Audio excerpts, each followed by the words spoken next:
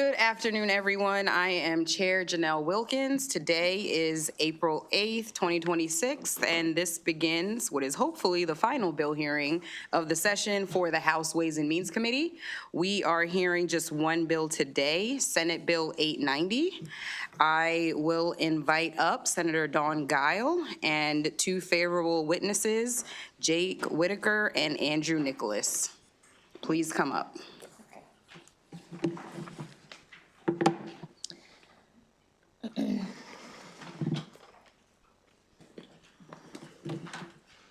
Thank you very much, Madam Chair and members of the committee. For the record, Senator Dawn Guile here to present Senate Bill 890. At the outset, I just wanted to note, I'm happy to answer any questions that the committee might have, Madam Chair. I know that my witnesses here from MHA who will be providing their testimony as well, we're going to be more knowledgeable than I am about the topic. And if it's possible to scoot out here so I can get back over at some point for the Finance Committee who's voting some very good House bills, I might appreciate that indulgence from the committee. So with that being said, I wanted to at first kind of give you a little bit of background. I know this committee heard this bill once before. Delegate Chi was a cross-file on this bill. But just to give you a little bit of understanding of what it does and what captive insurance is, I'm just going to kind of go through that really quickly. So captive insurance is simply a form of self-insurance. So hospitals use these in a structured regulatory way instead of buying insurance on the open market. And the reason for that is because they have some complex risk management type needs.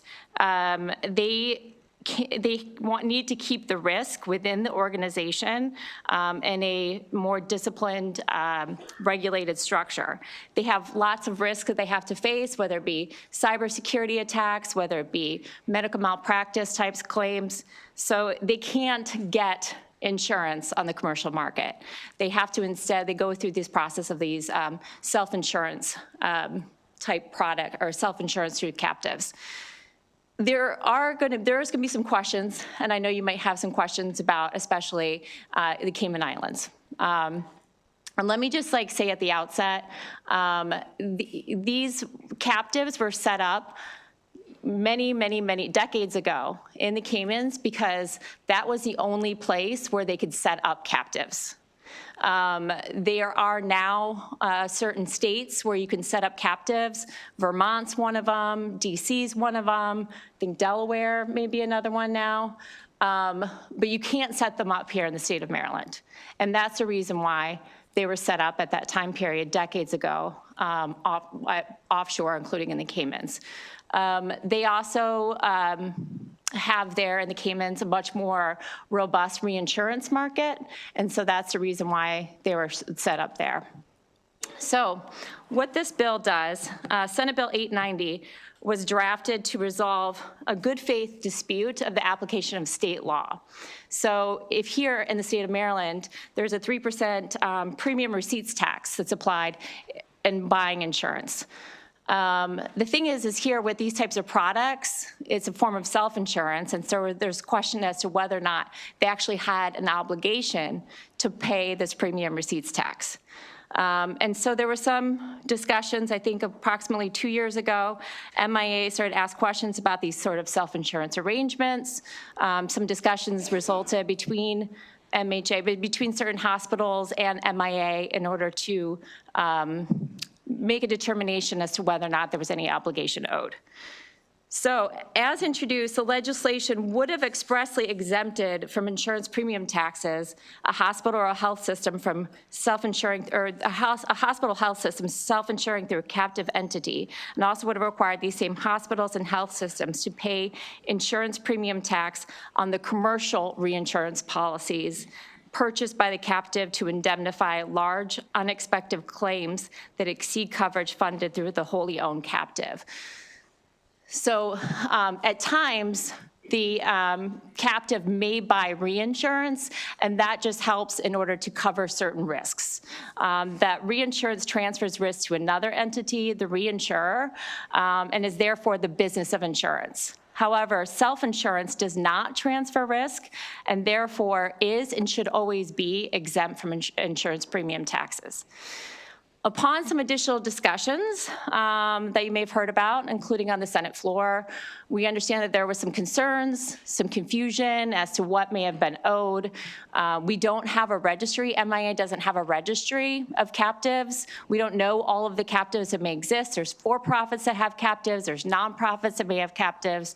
We don't know what all exists out there. And so the discussion was, let's do a moratorium for now for the next 2 years on any collections for nonprofit entities that may be required to pay this premium receipts tax, and instead have MIA do a study to look at it and then make a determination afterward going forward about what we should do. I think also there is a huge concern, and I see some friends from the Health Committee too, that our financial health of our hospitals is a huge concern for us right now, especially with the implementation of the HEAD model, some changes from the federal government. We're really concerned, especially our rural hospitals in Western Maryland. Before we go requiring some of our hospitals to pay what we think they may have been required to pay, we wanted an opportunity to really look at this and really consider this as to whether or not we need to make a policy decision going forward as to whether we need to help our hospitals on some of this, if there's any obligation that might be owed. I know that's a little bit complicated. I hope I try to give an explanation that's helpful about what this does. But in short, the bill does not, as now it's before this committee, does not absolve any tax liability.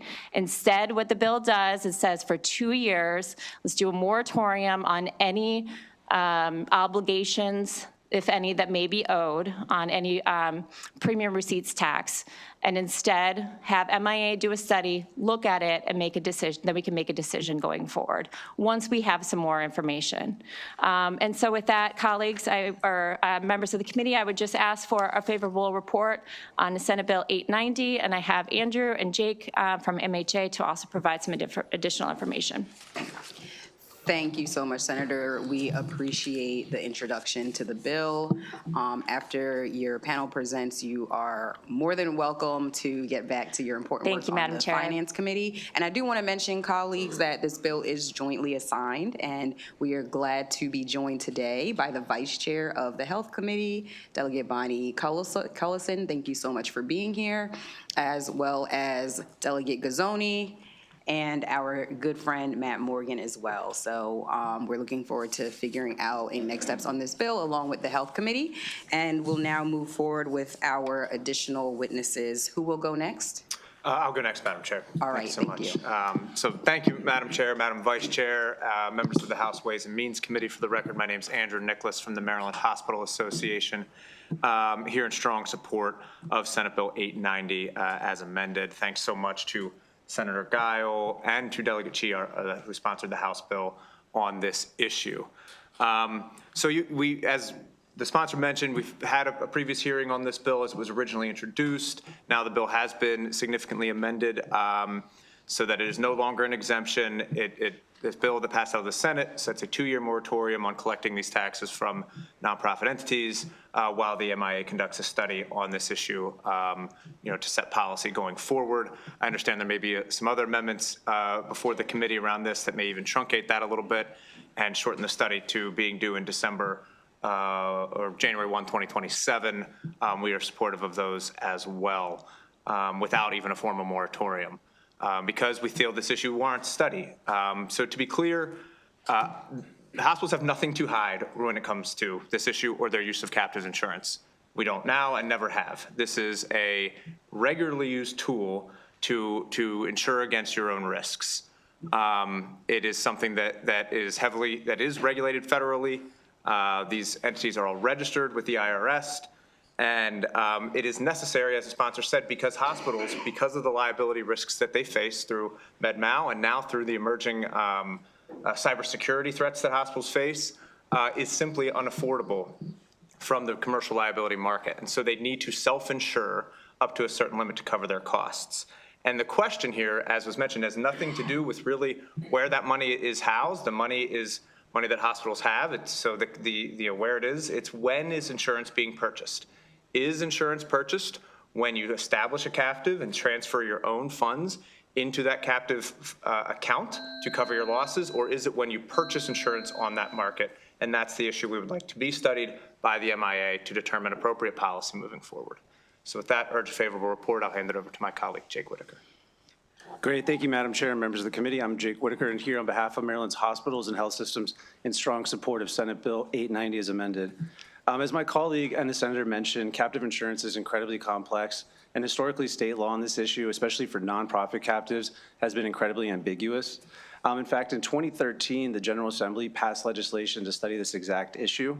And in 2013, the MIA submitted a comprehensive 160-page report studying the use of captive insurance and whether or not it should be a domicile. Although this report was very extensive, it made absolutely no mention that out-of-state captives serving Maryland nonprofits, including hospitals and health systems, should be subject to the state premium tax.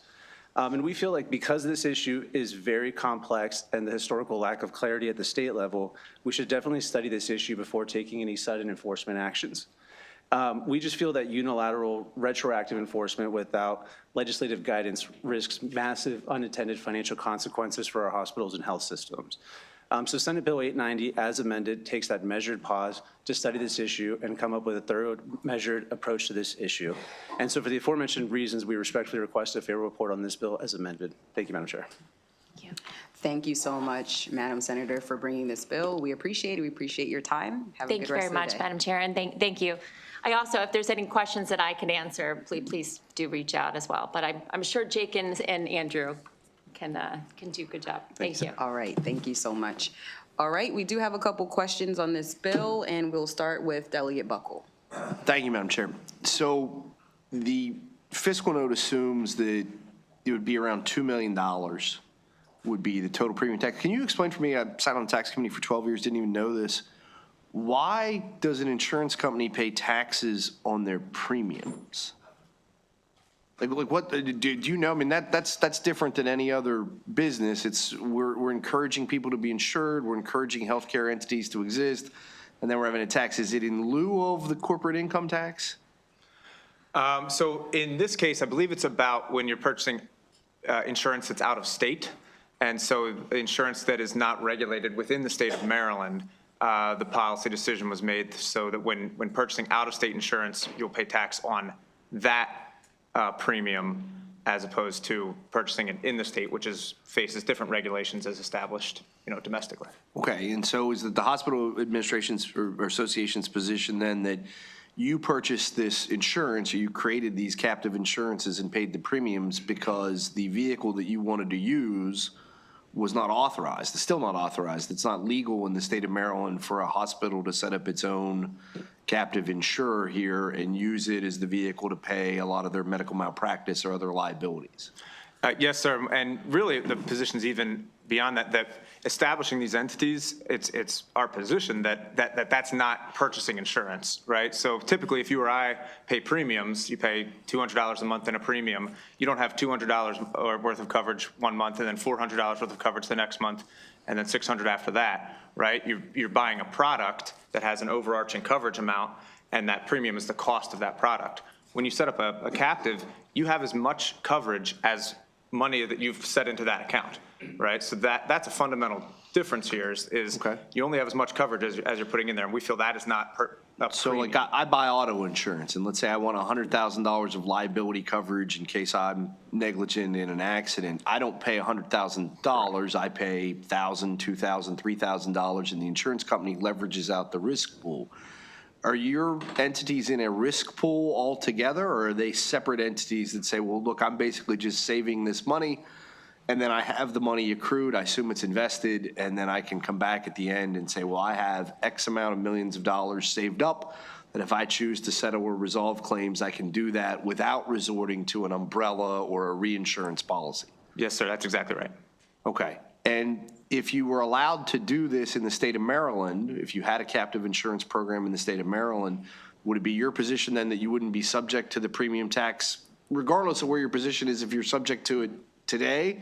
If we let you do this in Maryland, would it be your understanding I wouldn't have to pay any premium tax because it would just be a Maryland-based entity? That is my understanding. I'm not an expert in the insurance tax law, but that is my understanding.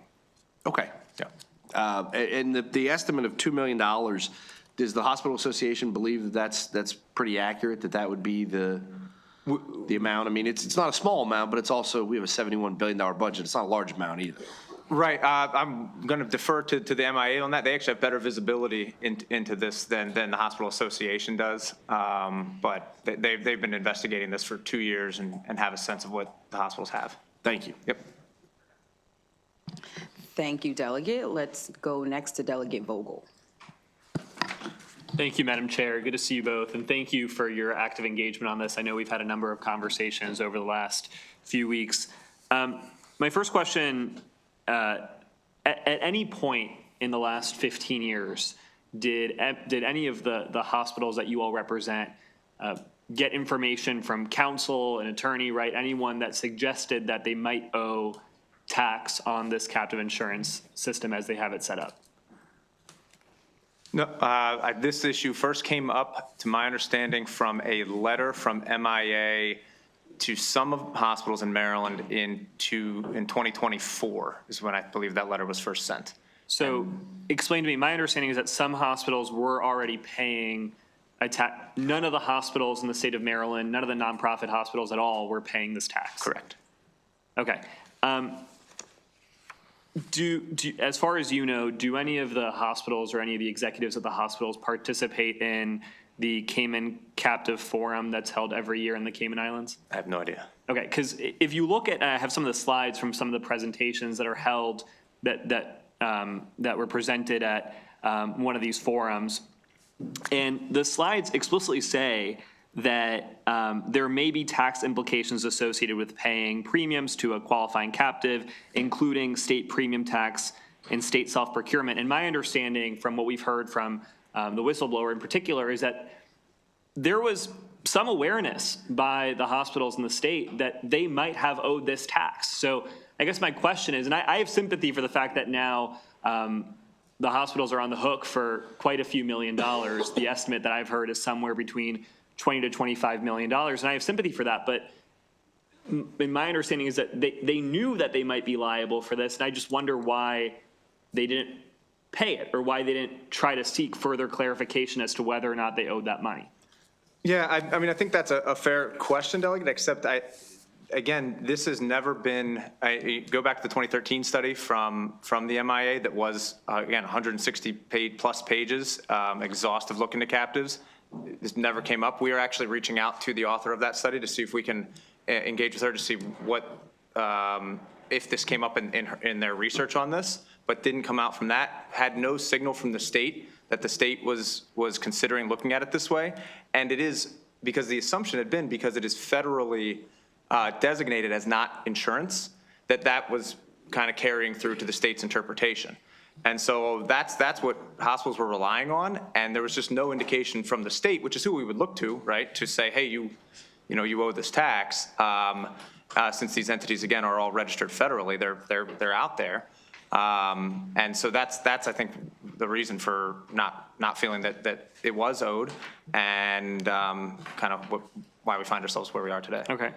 I want to talk a bit about the Cayman Islands. I find that I've never been to the Cayman Islands. I don't know if anyone else here has been to the Cayman Islands. One day. But there is a requirement that the executives or some of the executives travel annually to the Cayman Islands. Can you tell me a little bit more about that and what these trips entail? Who pays for the trips? Do they get to bring anyone to the trips? Where do they stay? As much details as you're willing to offer. No, yeah, I mean, I've never been either. Sounds lovely, I'm sure it is. But what I've learned in this process, because I previously didn't know, and so we've asked about that as well.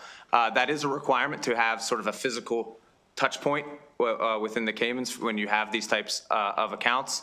It is a 3-day business trip for the hospitals. And so you have a corporate structure over the captive entity. And so your corporate officers, which would typically, it would involve maybe a general counsel role, and folks of that nature would go down. They have very specific meetings they have to have with folks, down there within the Cayman's infrastructure, and that's their trip. So why not, now that we just heard earlier in the senator's testimony that there are options within the United States to set up these captive insurance, to set up a captive insurance, why not relocate these accounts from the Cayman Islands to within the United States? Sure. And so to be clear, even doing that, we'd still be having the same issue, right? Because it'd be out of state. So the question again, like whether or not you pay this premium, it would be on out of state. So even if we set it up in, say, Vermont or Tennessee or something, we would still have this same question where the Hospital Association has a different interpretation of the law as far as whether or not this is actually insurance. Well, I guess I'm asking more And so so- on behalf of patients, right? Because these costs for these trips are then passed on in some way to patients across the state, right? I just don't understand why they're having to pay for these trips to the Cayman Islands. The other reason then, it was simply really just be that's where they've been since when they were initially set up, and so going through the extra effort, and it wouldn't be nothing, there would be costs associated with shutting that down and setting up a new, a new structure elsewhere. But I imagine that is something that would be looked at in the proposed study. Okay, and this is my last question. I understand the need for the study. Again, I'm sympathetic to the position that the hospitals are in. The question that I have, if we go through this study, if we have all the necessary stakeholders at the table, we figure out whether that study actually agrees with MIA and the commissioner's assessment on whether or not these captives should be taxed. Does MHA in the hospitals that you all represent, do you all commit to abiding by whatever that study finds? And if that study finds that, yes, you actually do owe these taxes, maybe you even owe these taxes retroactively, would you be willing to pay that? Or are we going to be back at this in this committee 2 years from now trying to change the law? So we will commit to always following the law, certainly. I think that, and we welcome the study and looking at this issue. I think, though, there is a component of this that is a policy decision, right? That we may well be asking you all to consider again, that comes into this, and other states have done this, right? In looking at how this tax is applied, if the MIA, if the study says, okay, yes, these are premiums that's subject to this tax, then should not-for-profit hospitals or not-for-profits, in general, be considered different for external factors, right? We are under a rate-regulated model here. We are transferring into a new version of that model. We must set up these captives because we cannot purchase that insurance from the commercial market to cover our costs. They have to be set up in a for-profit structure in order to access the reinsurance market. There's a lot of factors in here that really go into it. So I would say, we'll certainly always follow the law, but I'm not precluding the option of coming back and asking the General Assembly to make a policy decision on how they think the tax should be applied. Thank you, Madam Chair. Thank you. Let's go to Delegate Polakovich-Carr next. Thank you, Madam Chair. Good afternoon. Wanted to just start with a question kind of about the origins of this bill. So who initiated this legislation? Was this legislation that the Hospital Association pitched to the bill sponsors, or was it the other way around? Yes, we brought it to the bill sponsors. You brought it to the bill sponsors. Okay. I guess I'll clarify. Through discussions with MIA, on appropriate language. Okay, I appreciate that. And I think that's helpful context because certainly all of us on this side of the table, have certainly been in situations repeatedly where stakeholders we've worked with have brought legislation forward and you're trusting that they're giving you the whole picture on things, but that may not always be the case. So I guess I want to ask, so what prompted the Hospital Association to bring forward this legislation specifically this year? So there was as mentioned, in 2024, the MIA sent out letters to several members that they were investigating, and seeking information on their use of captives. There were extensive discussions about that and information shared. And ultimately, kind of back and forth, really drove home to the question of, is the use of the captive is transferring money, setting up money, aside money in the captive, purchasing insurance. And I think there's a legitimate amount of ambiguity. We may see it one way, MIA may lean the other way, but recognizing that there is some potential ambiguity in how you interpret that, that this was an appropriate time to come forward after that examination and put forward this legislation. And by the letters that you were just referring to from the MIA, are you referring to the 55 investigations that the Maryland Insurance Administration has, many still ongoing, into the payment or non-payment of the premium receipts tax? I don't know the exact number, but I know that they've been investigating those for hospitals and for other, for for-profit companies as well. I know not every hospital received the letter, but yeah, yes, I presume that's the same thing. Okay, so the data that I've seen is that since 2023, the MIA had received 55 complaints about non-payment of taxes by captive insurers, and that to date, 7 of those cases have been closed, with those entities paying back at least $3.5 million in back taxes. Was the Hospital Association familiar with this when they chose to move forward with this legislation? I believe those are, the cases that have been closed, I believe are all for-profit entities, is our understanding. Okay, so not hospitals? Correct. Okay, and then I believe that there's at least still 40 cases that remain under investigation, including some hospitals. Is that accurate? We know there are some hospitals, yes. There are some hospitals still under investigation. Okay, so looking through the opposition testimony, it looks like there's been about, at least allegedly, $3 billion in assets that Maryland hospitals have offshored to the Cayman Islands. Does that number sound about right? No.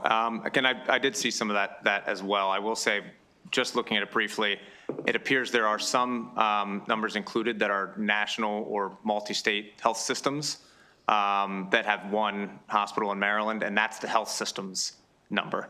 And our understanding actually is that those hospitals would not even be subject to this tax because it is applied to where your bulk of your risk is, and they have larger hospitals elsewhere. So that overall number is I think, not accurate for what Maryland hospitals have. I see. So the number may not be as high as $3 billion, but it's still certainly There's absolutely, there's money amount of there, money. absolutely. Okay. Yeah. Mr. Whitaker, I have a question for you. When we heard the House cross-file of this bill, you read in your oral testimony that, quote, hospitals operate under a unique payment model with fixed revenue. So this means we simply cannot raise prices to cover new or unexpected costs, end quote. And actually, either of you can answer this question. So I'm just curious, where does CEO compensation come from for hospital CEOs? How does that get paid? That's through our operational dollars Right. that are there. So that's that comes from fees generated from patients to Yes. CEOs, is that accurate? Okay. So I looked back, it looks like the most recent year of data that we can find information for all the hospitals in Maryland is that Maryland CEOs were paid more than $45 million in the aggregate in compensation. I'm guessing neither of you can speak to if that number Correct. sounds accurate or not. Okay. Can one of you remind me again, potentially, what the amount of taxes in question that this bill, I think there was a reference, maybe my colleague mentioned it. Did the fiscal note have an estimate? I believe about $2 million. $2 million. So that $2 million sounds like a lot less than the $45 million that CEOs are getting compensated. And thank you for your indulgence, Madam Chair. I'll just ask one last question. I also see that in our recently completed work on the capital budget that Maryland hospitals received almost $90 million in state funding from taxpayers. Does that sound right? I have no idea. Okay. Well, thank you. Thank you, Delegate Polakovich-Carr. Let's go next to Delegate Long. Thank you, Madam Chair. I have a question. Since you guys actually have an offshore account, self-insuring your company or the hospitals, it's not really, how would you determine how much tax would be owed since you're not paying a premium tax to an insurance company? We agree. Okay. Yes, that is part of the challenge here. That's why we feel it is not purchasing insurance. All right, the other question I have is, if by some chance this does pass and you have to start paying the 3% premium tax and, God forbid, the back taxes, who's going to actually have to pay that? The patients? Would you say it'd be passed down to the patients? Well, so that's what is interesting about our unique system, because hospitals cannot do not set their own rates. We do not negotiate our own rates. Our rates are set by a state rate setting agency. So unless there was a decision made by that agency to adjust rates to allow for the payment of these taxes, it would have to just be absorbed by the hospital and their operational funds. So you basically have to take it off, if you're not profit, you're probably not, you're saying you'd have to take it off your bottom line, is what you're Correct, saying? yes. So it's going to be a pretty big effect on the local hospitals. Yes, sir. All right, thank you. Thank you, Delegate. Let's go to Delegate Roberson, and then we'll go to the Vice Chair. Yeah. Thank you, Madam Chair, and I apologize, I missed your opening statements. But just for clarification's sake, because I'm looking at the fiscal note, I see it says about 16 to 18 hospitals are going to be impacted. Are all of those based primarily in Maryland, of those 16? Yes. Okay, so there are none that are based outside, such as Children's National Hospital, which has a presence outside of Maryland. So that's right. Our understanding and what we've heard from the state is that the tax will only apply, it applies where an entity has a bulk of their risk. And so for many of our hospitals that have, hospitals in other states, the bulk of their risk is actually in other states. And so this tax would not apply to them. Got it. So I'm thinking of, for instance, an HCA, which is based in Nashville, Tennessee. And it's another hospital, you might not know it. But nonetheless, I'm thinking of them, for instance, or let me say this. Are there any other states that this takes place? So this is kind of a new issue, and other states are handling it differently. This has come up in Minnesota, where they elected not to move forward and to impose this tax on their hospitals. It's come up in Ohio when they enacted a law similar to what we were proposing. So let me ask this just to get down to it. So other states are seeing, other hospitals are doing the same thing in other states? Yes, sir. Okay, and they're not being taxed, okay. Yeah. And this is a way, going to, I think, Delegate Long's point is, this program now, what you'll have to do is tap into these funds to actually pay the tax now, basically. Yes. And are these funds only used for insurance purposes?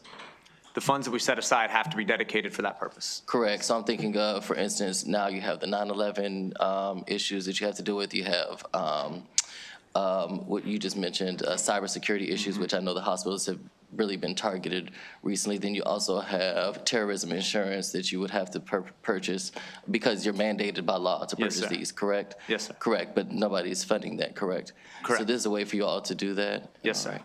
Okay, thank you. And then so, because there's so few, because about how many, especially reinsurers, provide for this? Fewer and fewer. Because I know Aon might be one of 3 or 4, am I correct? Reinsurers, there's fewer and fewer. I heard from one hospital who I believe you kind of build a tower of different layers, right, of insurers above what you're self-insured for. I believe one hospital used to be able to build that in about 6 different insurers, and now they're up to, I believe, over 20. Got it, okay. Thank you, Madam Chair. Thank you. Let's go to Vice Chair Cullison next. Thank you, Madam Chair. Thanks. Actually, the first question I have is super easy. Have you all been paying the taxes? No. No. So even though there was an awareness level, we think, that this might be necessary, it hasn't been paid. And we know that there've been investigations. So, okay, that was the easy question. The next one is, you started off by saying these are necessary because hospitals have different kinds of risk, which I don't necessarily disagree with. But I guess I do not understand why. I know a little bit about self-insurance, and when an entity is self-insured, it's paying for an administrator, right? And why, if that administrator was considering the risk of that the hospital brings, why wouldn't hospitals move in that direction to keep the companies in the states and be protected by all the ERISA laws, which seem to be very protective of self-insurance companies? Or So self-insured entities. Yeah, I'm not sure, well, I'll give you my answer, and then I may have to follow up with you with additional information, because I know that part of this has to do with accessing that reinsurance market, which again goes back to the kind of unique liability risks, faced by hospitals being, so bit large. And so you've got to have these entities set up in a certain way in order to access that reinsurance market, because only, certain entities can purchase reinsurance. And so I can get you more information on that, but that's my understanding for now. And I don't know if Jake has additional information on that. I think that's it. May I just, one little follow. So that kind of reinsurance that you're speaking about is not related necessarily to services of the hospital? Because we do have a statewide reinsurance program, which the hospitals, I understand, benefit from. So why do we need both? I think that's for the, for insurance, the insurance market. It's the individual. Right. This is purely for the ourselves. hospital's risk management, Madam Vice Chair. Okay, yeah, that's what I was trying to get. that's right. Okay, all right, thank you. Thank you, Madam Chair. Thank you. Let's go next to Delegate Young. Thank you, Madam Chair. So I want to read from this article. I'm just trying to get understanding. I got lobbied a lot on an issue that, it's a little bit amorphous to figure out. It's a lot going on. But the public sphere as it is, begs the question. So it says, for years, many Maryland hospitals have avoided paying millions of dollars in state taxes by creating their own insurance companies overseas. And after being discovered, they asked lawmakers to exempt them from paying taxes. Would this be an accurate assessment, or would you characterize it differently? I would definitely dispute that characterization. Help me understand. Sure. So again, these are not hidden entities. They are registered with the IRS. They have been in existence and been used openly. The federal law on this has been that this is not insurance when you set up a captive for kind of premium taxation purposes. The hospitals have been operating under the belief that the decision was sort of permeated down to the state level. Now, if the state is taking a different view, okay, but we want to certainly have that conversation. But being caught, hiding anything, absolutely dispute that notion. Again, the state did an exhaustive study in 2013 of this issue, and I cannot imagine that the fact that Maryland companies actively use captives was not considered as part of that, and the issue of paying this tax was not brought up in that study. Appreciate your answer. So I'm looking at also a chart. It talks about all the different captive insurance subsidy companies, the associated hospital systems, that they're domiciled in the Cayman Islands, and I'm looking at various asset numbers. I'm looking at bond secure, $532 million. I'm looking at Hopkins Health Enterprises Insurance Company, $200 million. MedStar, $299 million, all in the Caymans. And so for me, as a Baltimore legislator, city legislature, I understand we have a pilot program also where the hospitals are paying less taxes. Under the agreement, the city's assessment, I think, had it at $50 million or so of services that the hospital uses, but they pay, at the previous agreement, $6 million annually. I think it's going to go up to $12 million over a certain amount of time under the upcoming agreement that I think just got through the Board of Estimates. But that gap, and then when I look at it, I see, all right, we are taking care of our hospitals to a certain extent. From that standpoint, I also understand that through the state budget, we take care of the hospitals in a significant way. And then we're here and we have a conversation about, whether the hospitals, and you disputed it, that's why I wanted to make sure you had that opportunity, whether they are skirting taxes. And so this is what I'm trying to balance here with this bill. So I say all that to say, from your perspective, what is the benefit, what is the cost-benefit analysis for me that I should be looking at when I look at this bill, given the fact that we're giving, I think, so much subsidy, so much of it rightfully so, to the hospitals already? Sure. Here's what I'll say to those numbers, and I know they appear large, right, when you see the amount that's in there. These captives struggle to break even, right? Because when the amounts that we need to pay out from claims, you see those large numbers, but they struggle to break even between claims that come in and payouts that need to be made and money that's being put into them. So while that, it's not as if, Scrooge McDuck sitting on I don't know if that is too old a reference for some folks, but, with a vault of gold or something, it is actively being used and pulled from to the point where sometimes, you have to rebuild it because it's gone down. So that's where I just kind of want to put these numbers in context, understand what you're saying as far as kind of the, understand kind of the whole scope of hospitals, services provided and being non-tax, not-for-profit entities. But those numbers, while they appear large, are just the practical reality as far as the liabilities that hospitals face. Yeah, I understand. Thank you for that. And to conclude, just, I think that's the challenge is that the numbers are large, they shock the conscience, we in a revenue-tight situation. So, we're just trying to get down to the bottom of it, but I appreciate your answers today. Thank you so much. Thank you, Madam Chair. Thank you, sir. Thank you, Delegate. Delegate Miller. Thank you, Madam Chair. And I thank you for the information. So with this insurance that you're putting away, do you purchase any other umbrella policies, any other large risk policies, anything like that you do pay premium taxes on, or are you exempt from any of them? How does that part of it work? Yes, so we actually purchase that reinsurance through the captive. You can only access that reinsurance market through that entity, and that was the proposal under the bill was introduced, that is the purchase of insurance, and so apply the tax to that. That's when you're paying a premium would be appropriate. Okay. And then are there school systems or other universities? We had some of that discussion because for me, all things lead back to education. Are there school systems or university systems that use captive funds either in this type of situation through a hospital center or through another school system that doesn't have a hospital attached? I am not sure on that. Okay. Yeah. Okay, because I noticed University of Maryland and the hospital center did kind of weigh in on certainly. this as well. So I was curious if the way theirs were set up or structured or any differently. And if you could find that information out, because I know that a lot of school systems use self-insurance funds, as we talked about, through risk management, and they do it through MABE.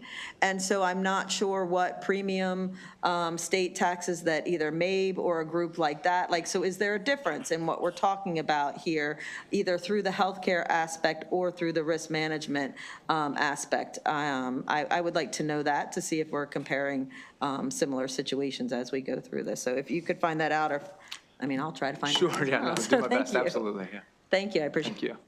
Thank you. Thank you, Delegate Miller. Let's go to Delegate Hornberger next. Thank you, Madam Chair. Definitely a complicated issue, and I'm going to refer to the fiscal note here, where on the state effect, it throws out the number of 2.3 million per year. So obviously, a lot of opinions on this. We tend to take the DLS opinions with a little bit more gravity. Does that indicate that that's the amount that's due? How do you sort of reconcile the 2.3 million number? So I don't know all of the individual numbers to what the tax would be applied, but that is what, I think DLS talking to MIA and through their investigation, their at least initial prediction of what the liability would be. Okay, yeah, so the way I read is they're insinuating that if the bill were not to pass, that would be due. Is that Right. Right. Okay. All right, thank you. Thank you, Delegate. We'll go to Delegate Maricoon North next. Thank you, Madam Chair, and thank you for your presentation and frankly for educating all of us pretty thoroughly on this, enough for me to ask a question on it. So I'm still kind of stuck on the 2-year moratorium. You mentioned, and this question goes to you, Mr. Nicholas, 2024, MIA started sending letters to the hospital. So I'm wondering, it's 2026, so it's been 2 years. What's been done since 2024 to now warrant 2 more years to basically keep things the way they are until we have a solution? Yeah, I think the difference being those two, through the investigation process was really kind of a lot of outreach, getting to know the information, getting to know what was out there, kind of the scope. And as came out of the Senate, there's kind of really prescriptive look for this study to really set up in I think, a more deliberate way how Maryland will approach this issue going forward. And so that was the intent, was to give time for, now knowing what we know, what is the structure that makes sense for how we will apply this tax moving forward. And so we thought that was a good approach. I do understand there may be amendments to shorten that time frame, though. Thank you. Thank you, Delegate. Let's go back around to the second bites at the apple. We will go back to Delegate Buckle. Thank you, Madam Chair. So as we talk about all this, like, should we impose these taxes on hospitals? Your hospitals, you don't pay property taxes. That's Maryland law, right? Right. You don't pay income taxes. That's Maryland law, right? And if, my understanding of your perspective and what I'm reading, if you could purchase these types of, I don't know if purchase is the right word, if you could have this type of a captive insurance product in Maryland, regardless of whether it was characterized as a premium or a savings account or an investment, even if it was characterized as a premium, your position is we wouldn't pay taxes on it anyway because it would be a Maryland-based company. Yes. So the only reason you'd have to pay taxes is because you, I don't know, you want to use the word incorporated, but you formed the entity in the Cayman Islands. And the only reason the hospitals did that is because decades and decades ago, there was no United States jurisdiction that allowed a captive insurer to operate for a hospital. Yes, sir. And in theory, if the state of Maryland said, hey, we're going to allow you to take the interpretation that you're not responsible for taxes, they're not premiums, it was unclear, do you think that your members would be willing to say, you know, I hear some negativity about the Cayman Islands, it sounds like rich guys on jet skis, but let's say that we just said you have to pull the captive insurers out of the Cayman Islands, you have to use them somewhere in the United States that authorizes them, and we won't make you pay the tax. Or maybe Maryland just joins states like Florida and allows you to have the operations here. That long setup, if we did that, would you just maintain your captive insurance companies here, maybe in a, you know, incredibly sunny location like Deep Creek Lake or Glen Burnie or Arbutus or somewhere like that, and then you wouldn't be going to the Cayman Islands, but you'd have the exact same fiscal vehicle if we let you?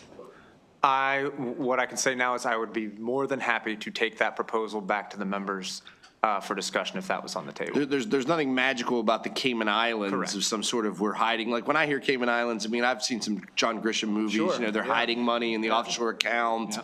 You know, there's the evil James Bond villain waiting in the villa at the things, but that's not what the hospitals are No, using. sir, it for. absolutely. Okay, thank you. Thank you. Delegate Vogel.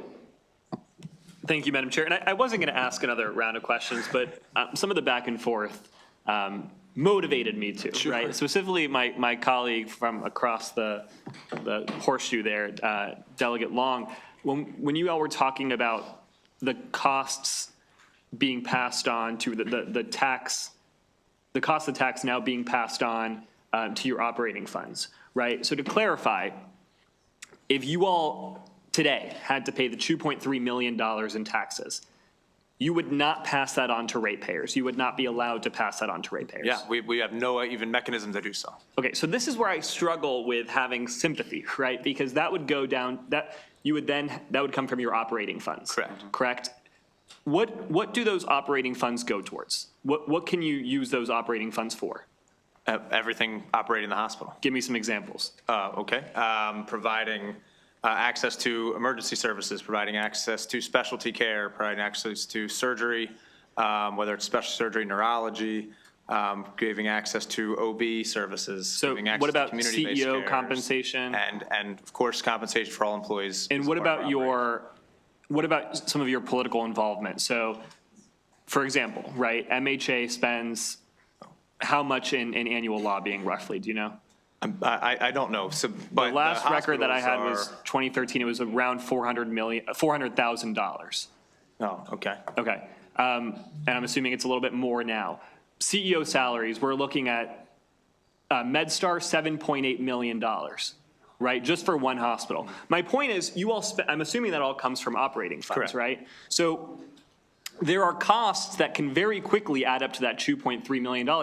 My colleague was saying earlier, just hospital salaries alone, we can very quickly close that $2.3 million gap that isn't being passed on to ratepayers at the hospitals. Sure, it might mean that CEO salaries are a little lower next year. It might mean that you all have to spend a little bit less on lobbying or political involvement.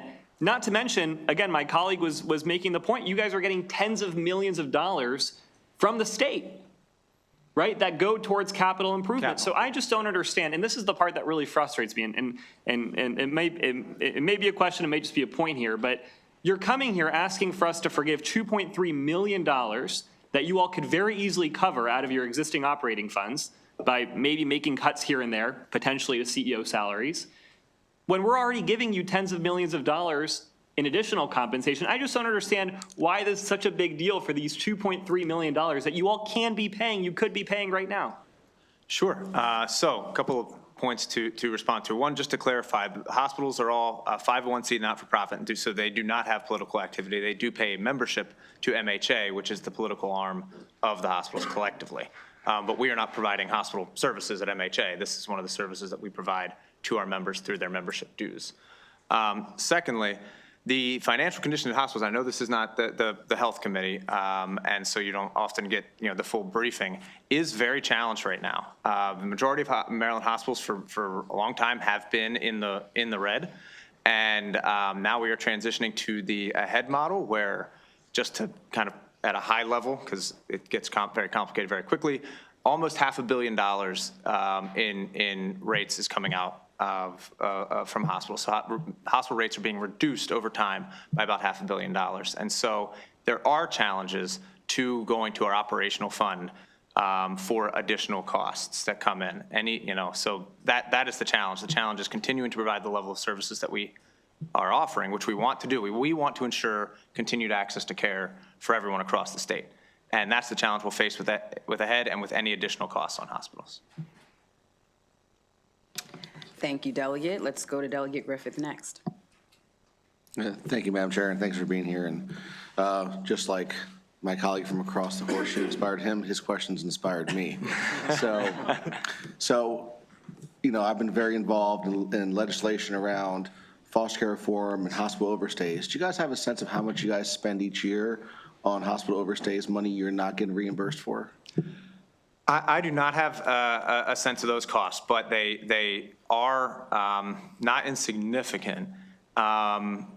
Just since you have someone in a bed that is someone else is not be able to occupy, often multiple patients are not able to occupy that space. But what I will emphasize, and just for everybody, I think you all know how incredible Delegate Griffith is on that issue, and thank you for all of your work over the years, and congratulations on this year. I think we got some meaningful reform there. The emotional cost of that issue is also tremendous for our staff. Absolutely, but those are monies that you're having to dish out to offset some old, long-lasting policy decisions by the state that's kind of led to this, correct? Yes, sir. That you're not seeing, that you're going to reimburse for. And also, what about revenues you lose from, walk-ins and people who show up without insurance, and the money you have to eat on that? Do you have any idea what that is, or? I don't have a total amount on that, but certainly uncompensated care is a factor. Now, there's a factor for uncompensated care within hospital rates. It's not one-to-one, but I don't want to create the impression that it's completely not accounted for. But those services you're providing for the state, is it realistic to think they would at least add up to about $2 million a year? Yes, sir. Excellent, thank you. Thank you, Madam Chair. Thank you, Delegate. We will go to Delegate Long again and Delegate Miller with the last question. Thank you, Madam Chair. I think the delegate on the other side of y'all actually asked my question, because you have people come into the hospital that can't afford to pay or they don't pay, and you guys have to pay for that, whatever the cost of that service, correct? Yes, sir. Where does that come out of? Does that come out of your operating funds? Yes, it does. And now there is a factor for uncompensated care within a hospital rate setting. It is not one-to-one. It does not fully offset the cost of that care. So any difference there, we do have to just absorb. And this is something you do voluntarily, because you have to, basically, if someone comes into the hospital and they require care, you do give them care. Absolutely. And then if they don't pay it, you guys eat the bill. Yes, sir. Thank you. Delegate Miller, you can go ahead. Thank you, Madam Chair. And to my colleague's point, isn't that how you actually, like, how much care that you provide, or isn't that how you actually offset some of, like, the tax benefits or your tax profile that you provide? I thought I was reading something along those lines. Yes, ma'am, through charity care is absolutely part of the benefit from hospitals as far as being tax exempt. Yeah, and that's especially important, especially where I am out more in a more rural area. And I did hear somebody mention about the risk to, I think it was the senator, risk to the rural areas and the rural hospitals. Do you know, or can you tell me how many rural hospitals operate on a very negative or slim margin already? All of them. Okay. If you, Not necessarily negative, but slim. but very slim margins, yeah. So any changes to how we structure policies in Maryland, I mean, that, to me, really needs to be taken care of, because that is actually a cost to a community that is insurmountable to reestablish a hospital. And we're fortunate where I am, we have Frederick Memorial, and we also have Meritus, which is actually growing with their school, and they're actually growing the profession as well. So that would be very devastating to our area of the community, because where we are services a lot of people from Western Maryland where we have a lack of care. So if you could provide us any information on those margins, and also about the charity care and how that works as far as your tax base, I think maybe that might help us form the discussion, because I know I appreciate everything that my hospital does for our community that's not in the Cayman Islands. You know, it's not. It's in Frederick, and it's in Maryland, and I really appreciate all they do. So if you could get us that information, I would appreciate it, because I would hate for them to close. Yes, ma'am, happy to. All right, seeing no additional questions, thank you so much to this panel for your time and for answering our questions. Thank you, Madam Chair. Thank you. We do have 5 witnesses signed up in opposition to this bill. Let's have the protected whistleblower. Is there someone on behalf? Not so protected anymore, yeah. Okay, not protected, but we do appreciate you being here. Mr. William Kress, Marceline White, Lorraine Ericat, and Callie Schmitz.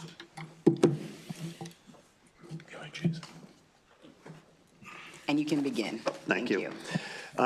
Good afternoon, Madam Chair, Madam Vice Chair, Madam Vice Chair. My name is Jason Shoup. I am a resident of Frederick County, graduated of the University of Maryland School of Law. I've been an insurance executive for, in the insurance industry for more than 25 years. I've worked all over the globe, and when it was time to come back home, I decided to make a list of some of the things about the insurance industry that bothered me. Number 1 on that list was captive insurance. So over the last 5 years, I have developed a list at great expense to myself of over 10,000 captive insurance companies that are domiciled in more than 80 jurisdictions around the world. I have used that list to understand how captives operate. In September, I testified before the U.S. Congress about how captives exploit a federal relief program. I'm here today to talk about how captives exploit state premium taxes. I was jumping out of my chair, wishing to be able to answer the questions you were asking the last panel. These are for-profit Cayman Island insurance companies that are not registered with the United States. Their sole regulatory authority is the Cayman Islands Monetary Authority. The hospitals pay $10,000 a year, which covers all of the supervisory costs that the Cayman Islands Monetary Authority expends in overseeing these hospitals. There is certainly we can argue whether it's $1.7 billion or $3 billion of Maryland money sitting in the Cayman Islands that is completely invisible to you, that is completely invisible to the United States. I would love to answer your questions and urge you, to return an unfavorable report as to SB 890. Thank you so much for your time and your work. We'll be sure to come back around to you. The next person can please begin, and we'll just go down the line. Thank you, Madam Chair, Madam Vice Chair, Madam Vice Chair. My name is William Kress. I'm here today on behalf of the whistleblower. Let me just say this. This is not a complicated issue. It's very easily laid out in the statute, and I'm going to walk you through that. The only reason that we're here is because of Mr. Shoup's claims and being an active whistleblower. Otherwise, these hospitals would not be asking for an exemption. So let me walk you through the legislation. In 2010, there was the Non-Admittance Reinsurance Reform Act in Congress, part of the Dodd-Frank legislation. It addressed this issue. Maryland followed up in 2011, passing legislation adopting and incorporating the federal standards. Following that, the Maryland Insurance Administration, and this is really key because it goes to the knowledge the hospital should have had on this issue, produced a bulletin in September of 2011. The purpose of this bulletin is to outline nationwide regulatory changes that will affect the placement of non-admitted insurance on insurance risk. The second bulletin following up in November says, hey, you owe a procurement tax. Here's the form. Here's how you file it. So this was widely known in the industry. It was widely known by insurance professionals who should have been advising the hospitals. I can tell you that there is no distinction in the statute between for-profit and not-for-profit. I happen to have here the filing by the Archdiocese of Baltimore, a nonprofit who filed their procurement taxes and paid for it. They were able to figure out what were premiums, what were not premiums. Essentially, you have three buckets of entities here. Those who followed the law, for-profit and not-for-profit. Those who got audited and got caught and settled with the MIA. And then you have the hospitals who want legislative forgiveness. Thank you, Madam Chair. Good afternoon, Madam Chair, Madam Vice Chair, Madam Vice Chair. For the record, my name is Marceline White, Executive Director of Economic Action Maryland Fund, here in strong opposition of SB 890. I'm happy to discuss my concerns with the bill as amended, but I want to make a few preliminary points first. First of all, no one has a problem with the use of captive insurance, and I think everyone appreciates the work our hospitals do. The issue at hand is whether Maryland nonprofit hospitals are above the law. This year, the House has had difficult work balancing our budget, and we know that difficult questions loom again next year for this body. And right now, we know that Marylanders across the state are struggling with affordability. In fact, 28% of Marylanders that we surveyed said that medical bills and hospital bills are their biggest pain point right now in their budget. It's unaffordable. Yet when families fall behind in their hospital bills, they're pursued aggressively by Maryland hospitals to collect on those debts. And when pressed in the past, hospitals indeed have noted that patients need to pay what they owe. Yet in Senate Bill 890, Maryland hospitals are in fact saying the opposite, that hospitals are above the law and under no circumstances should they pay what they owe. The legislation creates a two-tiered system, one for companies and the Catholic Church, which has paid these captive insurance taxes, and another one for the hospitals. In addition to what Mr. Kress mentioned, the American Bar Association in 2014 noted the captive insurance market and noted to states that they need to be aware that they most likely need to pay these taxes. That's in my testimony. And we believe that this creates a revenue drop, whether it's $2 million or more, at a time when you are all struggling to fiscally balance the budget and make hard decisions. And as amended, we believe it's still deeply problematic, and I'm happy to talk about that. For all these reasons, we urge an unfavorable report. Thank you. Thank you, Madam Chair, Madam Vice Chair, and members of the committee. My name is Callie Shumitz with the Maryland Center on Economic Policy. In opposition to SB 890, Maryland families, businesses, and major institutions all rely on the public services paid for by our taxes, and in order for the system to work, we must all pay the taxes that we owe. Unfortunately, there is a long history of large corporations engaging in various strategies to avoid paying taxes so they can pass more profits on to their executives and shareholders. That includes taking advantage of legal loopholes, engaging in lobbying to create and protect those tax advantages, and sometimes violating the law by not paying taxes. In this case, we seem to have all three. Thanks to our no longer anonymous whistleblower, we know that a number of for-profit companies affiliated with Maryland hospitals have failed to pay the premium taxes they owe under current law. These companies are primarily located in a top international tax haven in the Cayman Islands. Now, those companies are asking to be exempt from paying past and future taxes. We have been before this committee a number of times urging you to close corporate tax loopholes in our state's tax system. This is an opportunity to not create a loophole in the first place. While the amended bill does not do this immediately, it still rewards the companies that failed to pay the taxes that they owed for years and puts Maryland on a path to exempting them from taxes in the long term. This is unfair to the businesses and organizations in similar situations that did pay the taxes. It is unfair to working Marylanders who pay our taxes every year while the state struggles to fund community priorities. At a time when our state is facing significant long-term budget challenges, we can't afford to give millions in new tax breaks to large profitable corporations, no matter what industry they are in. While healthcare is an essential service, it is also an extraordinarily profitable industry that passes billions to its investors and high-paid CEOs every year. We urge you to make an unfavorable report on SB 890. Thank you. Good afternoon. My name is Lorraine Aricot, Senior Policy Analyst with 1199 SEIU, the largest healthcare workers union in the nation. We urge an unfavorable report on SB 890.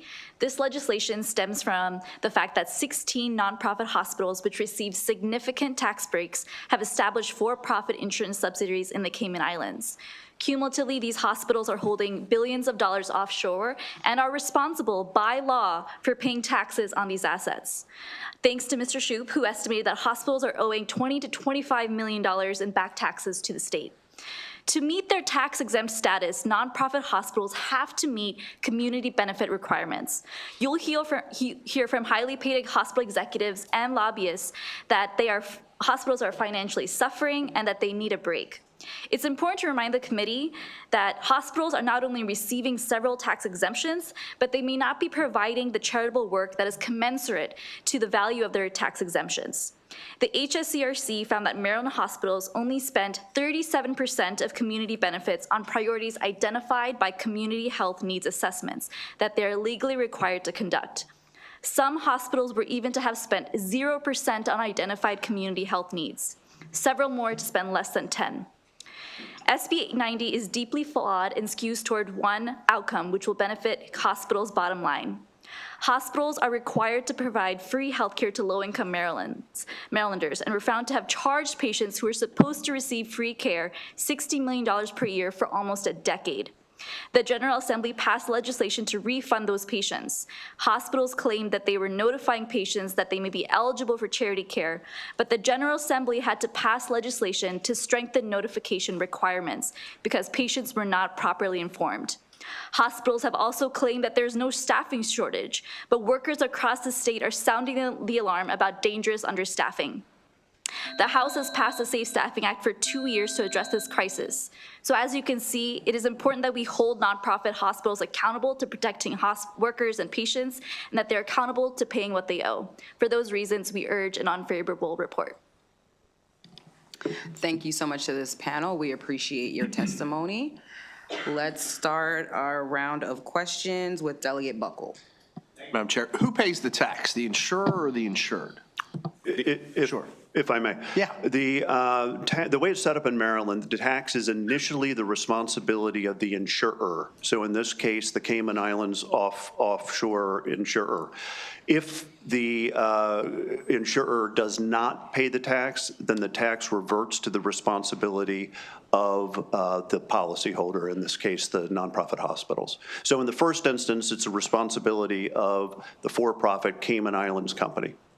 So you would be saying in this circumstance then, if you believe that they would have to pay, that it would be the Cayman Islands captive insurer that has to remit the money, And then I suspect that they would say that there's some lack of jurisdictional nexus, there's some whatever, we're not going to pay, and then you would turn to the hospital. But in this case, they're really, because you said, sir, that the companies, the Cayman Island companies are for profit, but they're wholly owned by nonprofits, correct? That is correct. Okay, so if the Cayman Island entity generates a profit, where does that go for taxation purposes? It's not going to go to the nonprofit.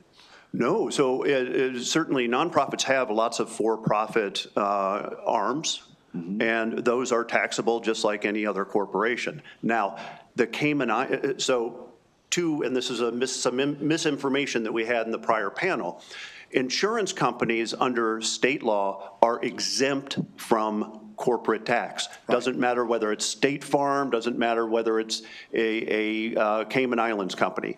Any licensed insurance company pays no corporate income tax in Maryland. They only pay a premium tax. Yeah. So that for-profit entity in the Cayman Islands, although it's doing business in the state of Maryland, is doing so not paying any tax on its earnings, whether that's from investments or otherwise. So that's strange. So many questions today about we got to get demand, we got to get more tax revenue, but we allow insurance companies to not pay any taxes in Maryland. That sounds like maybe a better target for this. All these insurance companies that aren't paying any corporate taxes instead of hospitals that have captive insurers. So, that's not really a question for you. Isn't it so? If you want to go soak the man, all the insurance companies are probably a lot more to be able to be soaked than the hospitals. But let me ask you, you filed a lawsuit?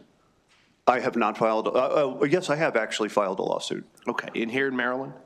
Which one are you referring to? What are you referring to? You filed multiple lawsuits as a KETAM relator with respect to? No, I have not. Maryland's KETAM statute does not permit that. Maryland has a dedicated whistleblower program for tax whistleblowers that was enacted in 2021. I have made claims under that. Okay, I voted for it. So if you did that, what do you anticipate you personally receiving if it turns out that you're right and that these hospitals that serve all of our communities have to pay money to the state of Maryland? How much of it do you get?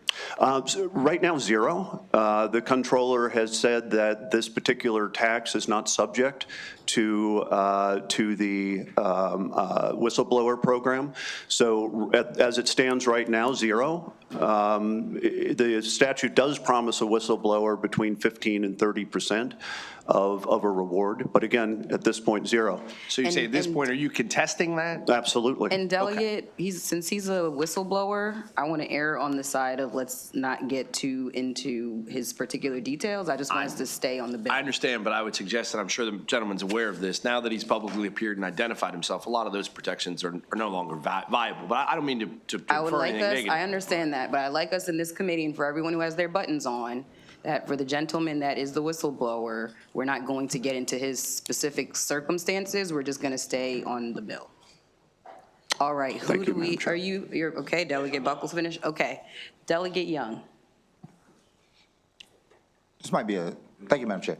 This might sound like a basic question. It just occurred to me to ask it, though. Are there any taxes being paid in the Cayman Islands on this money at all? Is that none? Okay, so the Cayman Islands themselves also don't necessarily collect taxes themselves? No, that is a tax-free jurisdiction. The only money that the hospitals pay to the Cayman Islands, or anybody for this, is an $11,000 a year regulatory fee. Okay, thank you so much. Thank you, Madam Chair. Thank you. Next, we'll go to Delegate Ebersol. Thank you, Madam Chair. Auditors, these hospitals have audits, regular audits, don't they? Yes, they do. Is it your impression that the auditors let the hospitals know about this indemnification on this sort of thing, like they would have mentioned it to them, or do you have any idea? Oh, I have more than an impression. I have the documents where, most of these hospitals are audited by Ernst & Young, EY, some of them by another of the big four. Now, interestingly, those large, reputable auditors will not touch the Cayman Island subsidiaries. They do not audit those. They leave those out, and they put that in their audit opinion. We don't touch them for probably obvious reasons. EY has advised, and I have a copy of this, has advised its clients, This tax is payable. Eventually, the states are going to figure out that this money is owed and are going to come after you. They said that in 2017, as I recall. It is, as one of the delegates indicated, has been a regular topic of conversation at the Cayman Islands Forum going back to 2012, that states impose this tax and eventually the states are going to figure out that it's owed.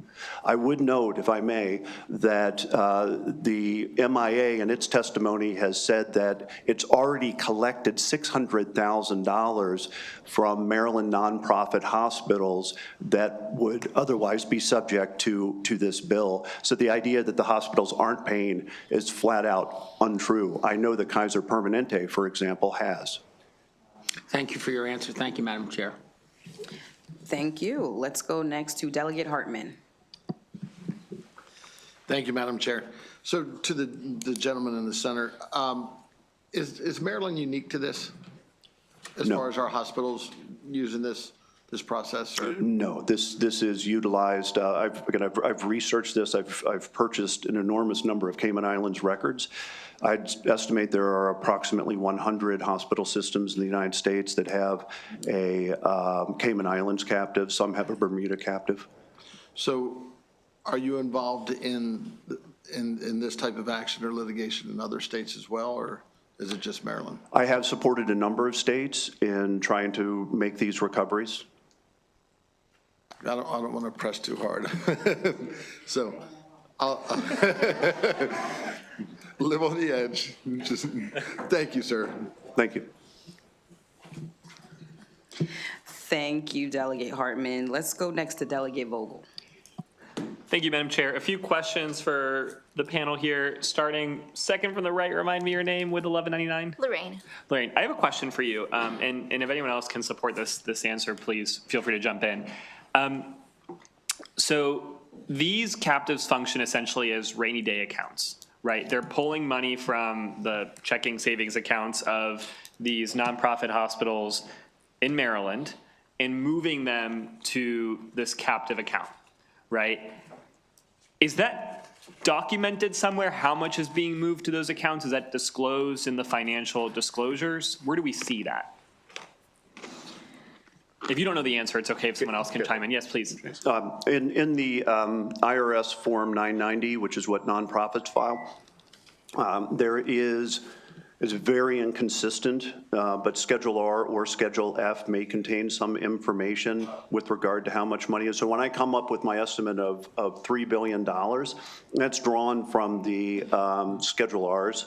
When I talk about the $20 million, that is drawn from both a combination of that being owed over the last 5 years as a floor. Okay. That comes from financial statements of the hospitals that I've been able to obtain, as well as the Form 990s. Okay, and this is coming from their operating funds into these captive insurance accounts? I can't speak to that. Okay, because the question that I have, and this is why I wanted to go to you first, is there doesn't seem to be a certain amount that they have to move to these captive insurance accounts, right? So funds that they could be using to pay hospital employees, nurses, instead that money, an indeterminate amount of that money could be going to the captives that they're then making money on, right, by investing it, and then they're not paying taxes on that money. And the concern that I have is, who says they can't just say, hey, we want to move, $50 million, $100 million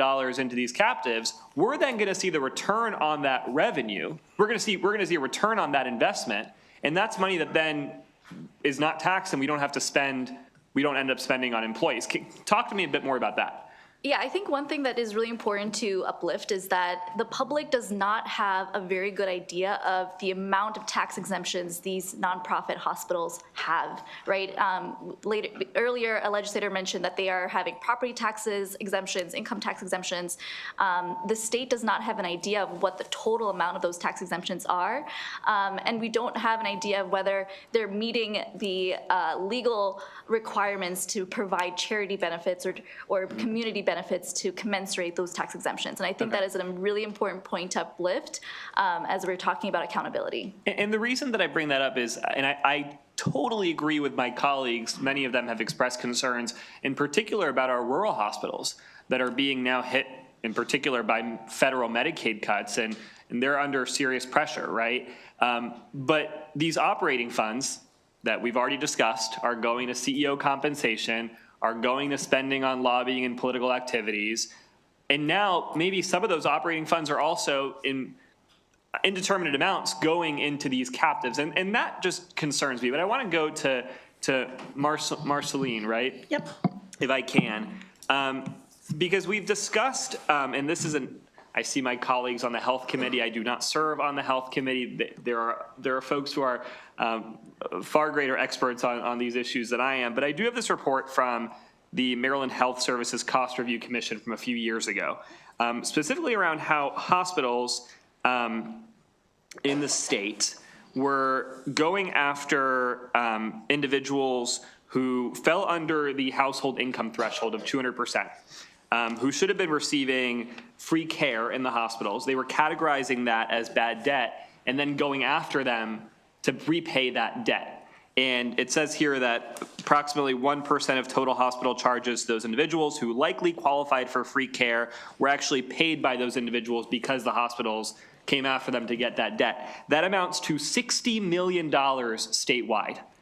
$60 million. And again, here we're talking about $2.3 million a year that over the last however many years could amount to somewhere between $20 to $25 million in unpaid taxes. And these people, these individuals, these patients who came to the hospitals should have been receiving free care, were statutorily eligible to receive free care, but the hospitals still came after them to get their debt paid back.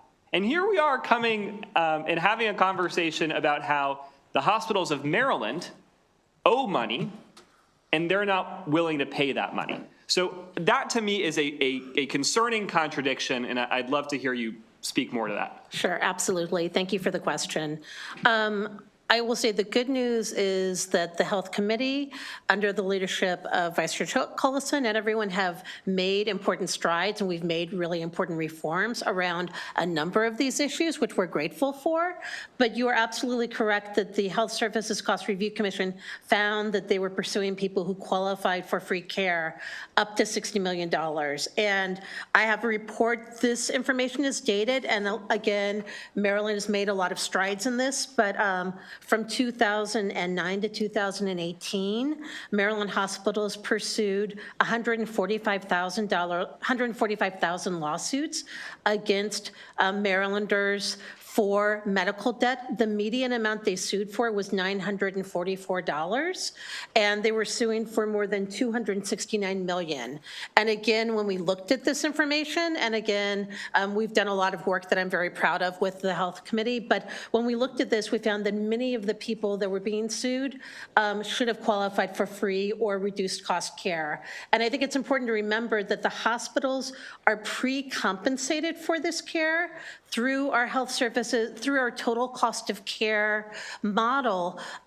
Each year they talk about how much they used in charity care, and the next year they get that amount and a little bit more. I think other people are experts that could speak a little bit more to it, but it's important to know they are already pre-compensated for that. So some of the concerns raised about charity care, that will not be lost at all.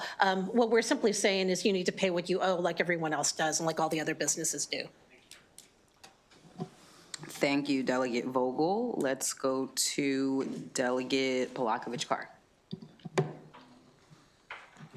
Thank you, Madam Chair.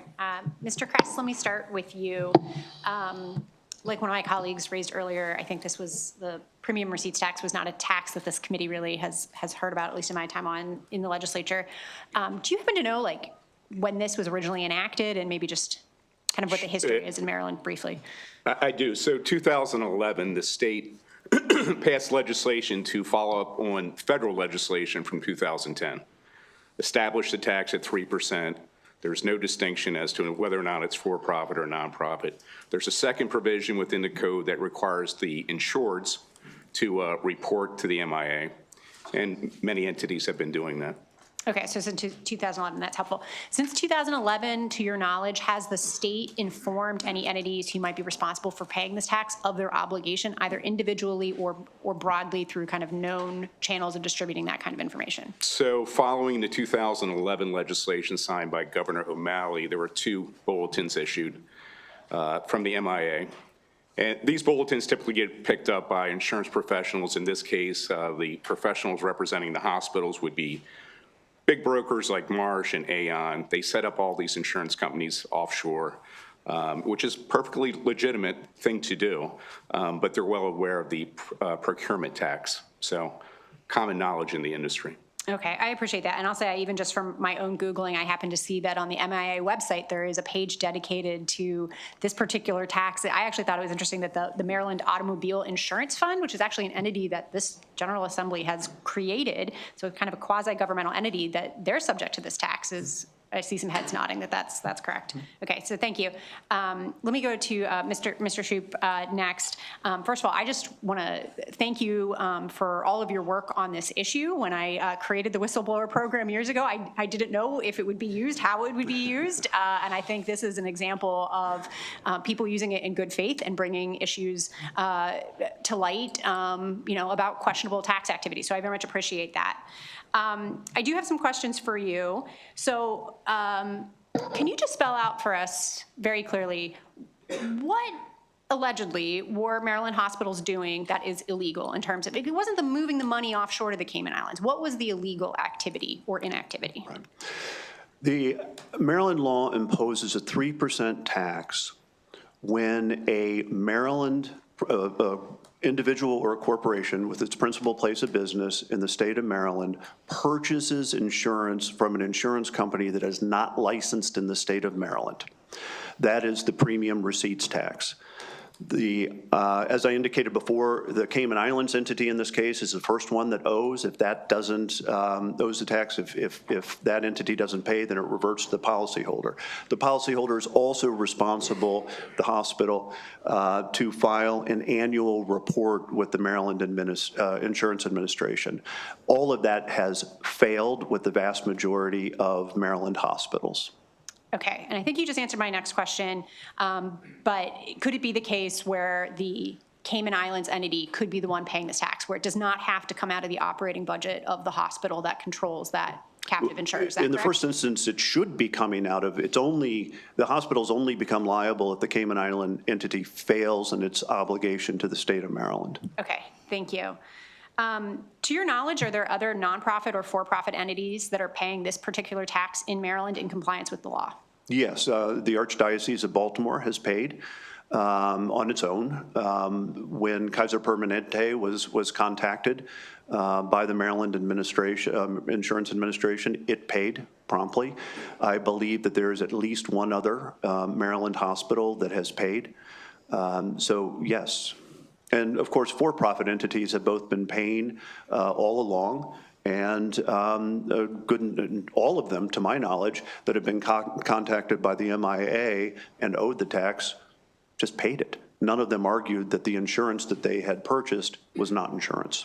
Okay.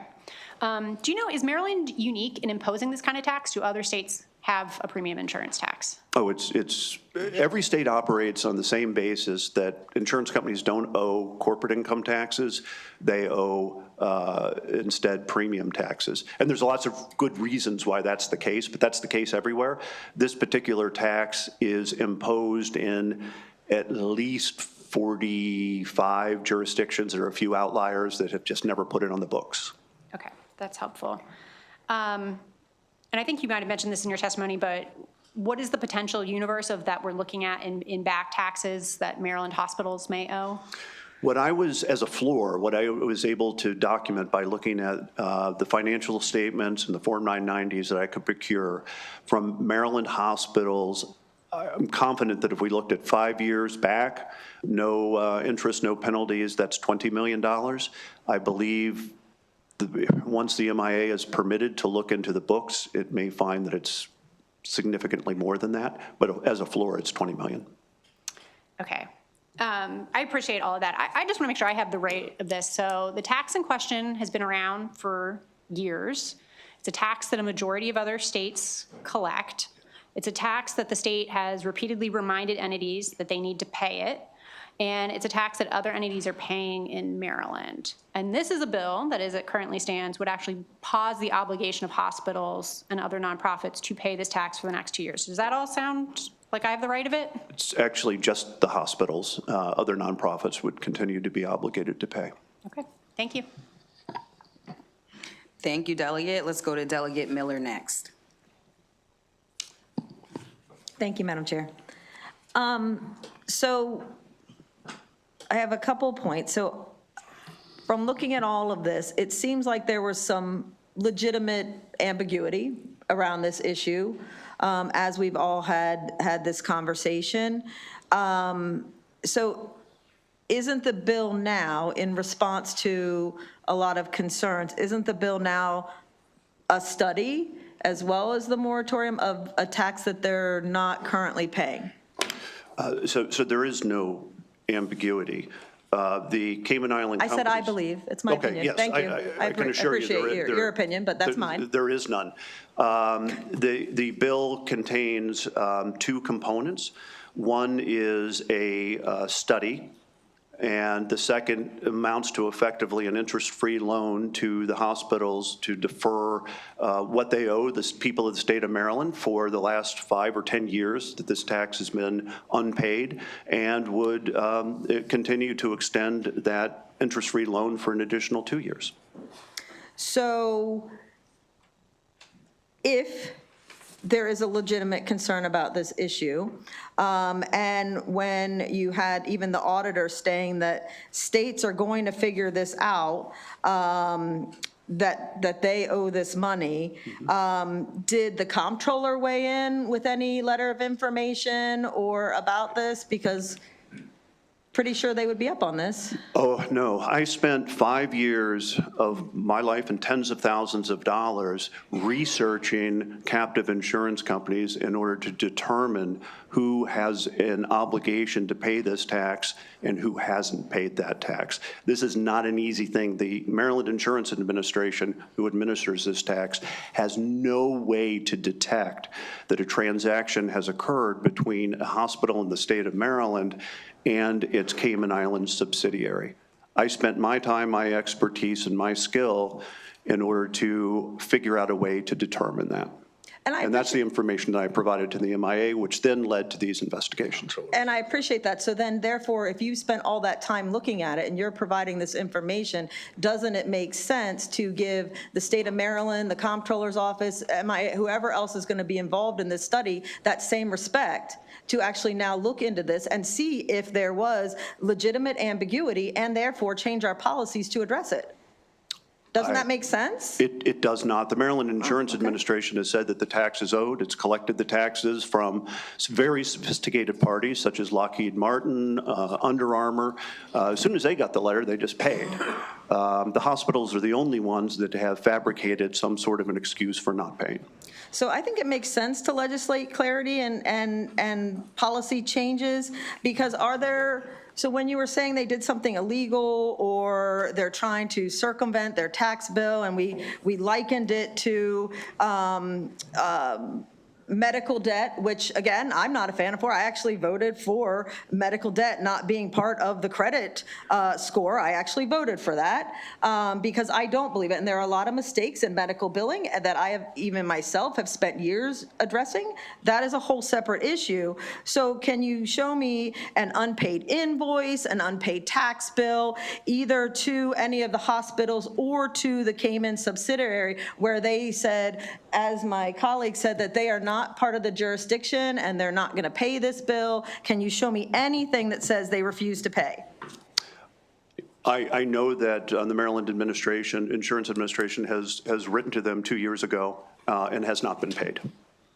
So they wrote to, did they send them a bill? They wrote to the hospitals to say, pay us? They demanded access to the books and records of the insurance companies to determine the amount of tax that was due, and I understand that that information was not provided. And that information was, I'm sure they had a reason they didn't provide it, again, which makes sense to have a study to figure out why, if they felt they didn't owe it, they would get some kind of tax bill, just like I get a lot of. And then we talked about the total amount of tax exemptions of nonprofits, and I absolutely agree that we need more transparency on nonprofits and how they're spending the billions of dollars in state grants that we give them, especially for any use of political causes, as my friend said, and how they are using those grants and if there's any fraud. So I 100% agree on the transparency. And wouldn't it make sense to then have a study about that to figure out what is owed by the different nonprofits, if they are using the tax exemptions, if they are providing that charity care that we need? Wouldn't a study make sense? And I'll just say, isn't that so? Thank you. All right, thank you, Delegate Miller. We'll go next to Delegate Griffith. Thank you, Madam Chair, and thanks for being here. My questions are really directed towards, what was your name again? I'm sorry, with the unions? Lorraine. Lorraine, I'm so sorry. I have lots of names, lots of information absorbing. I apologize. Your testimony was speaking to, and if correct me if I'm wrong, I felt like it was critical of some of the tax exemptions that the hospitals get and the matter we're discussing today.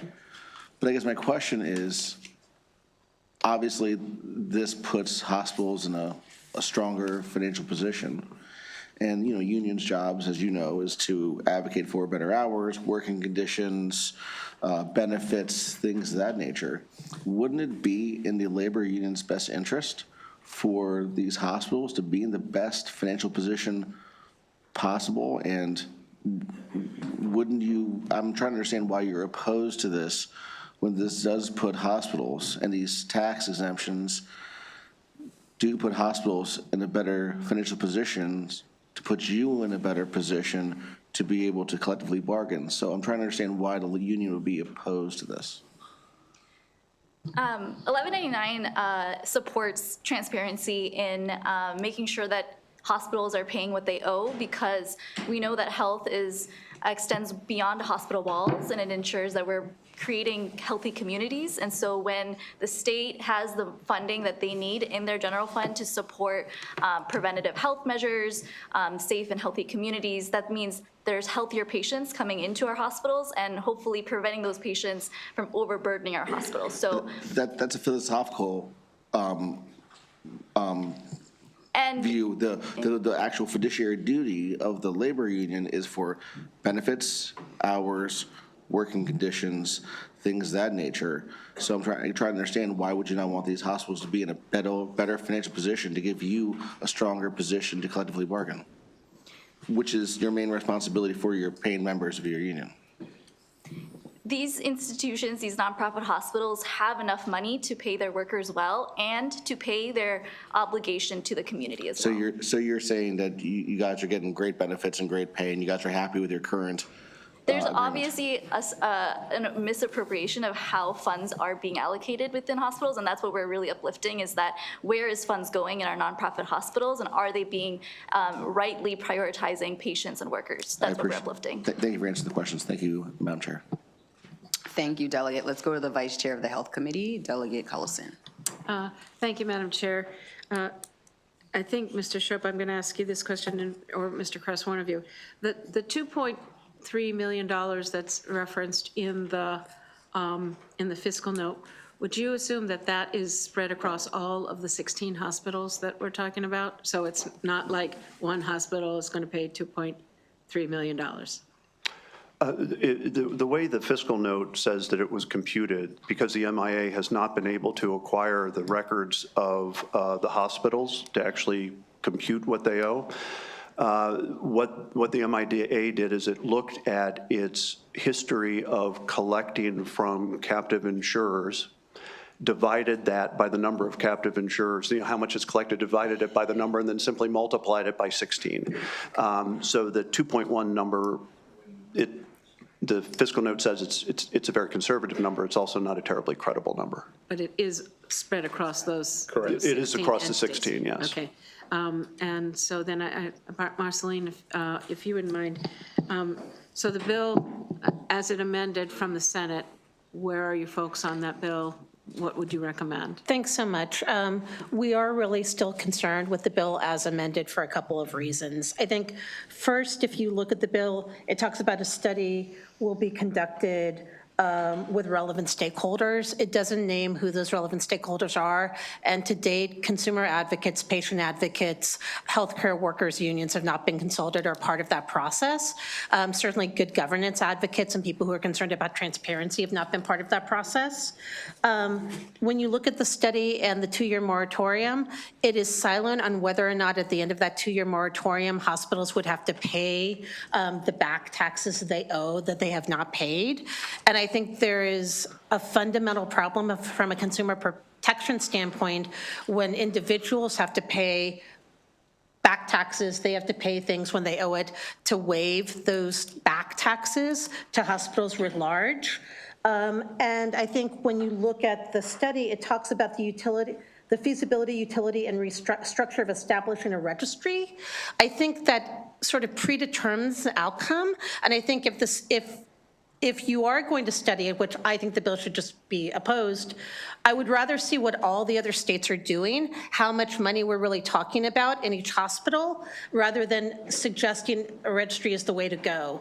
And again, I think also looking from a budgetary perspective, what foregoing the actual real revenue, once we assess what it is, would mean for the state. There are huge fiscal implications at a very difficult time for the state. And so I would hate for us to, A, waive the taxes right now, but certainly not do a real meaningful look at what each hospital owes and what that would mean for the budget going forward. So I just think the whole study as drafted is problematic.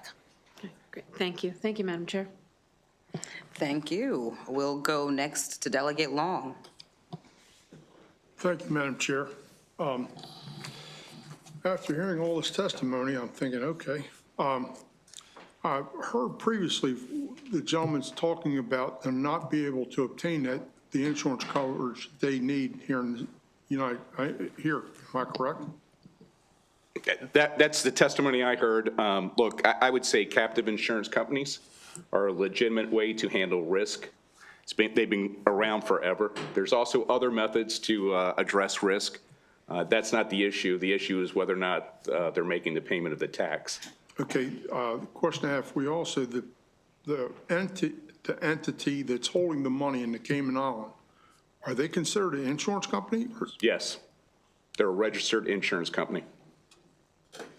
But they actually don't pay the funds if a lawsuit has to, am I correct? They don't pay the funds come out of whatever money that's given to them to self-insure. They're basically like a administrative. No, that's actually incorrect, and it's confusing, but they're an insurance company. They provide coverage under different policies for the hospital. Claims are made and payments are made from the insurance company. And they're regulated in the Cayman Islands to some degree. Certainly nothing that you would be regulated like in the state of Maryland if they were licensed in Maryland.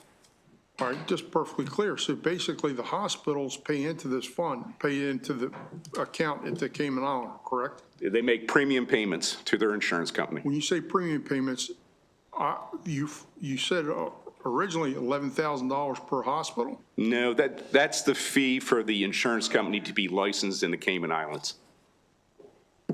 Okay, I think it's we have a lot of questions to answer, and I think this study would definitely be the way to look at it. And let's get some final answers, and let's hope we can come up with an answer. Thank you. Thank you.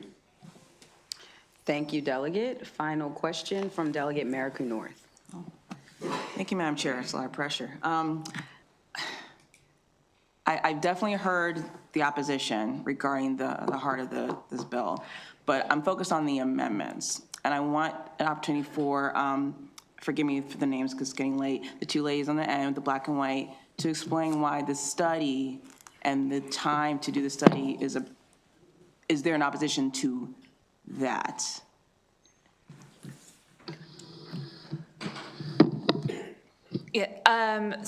Our preference would be that this bill not pass and that the MIA be able to go ahead and with its process of being able to investigate this and collect the taxes owed.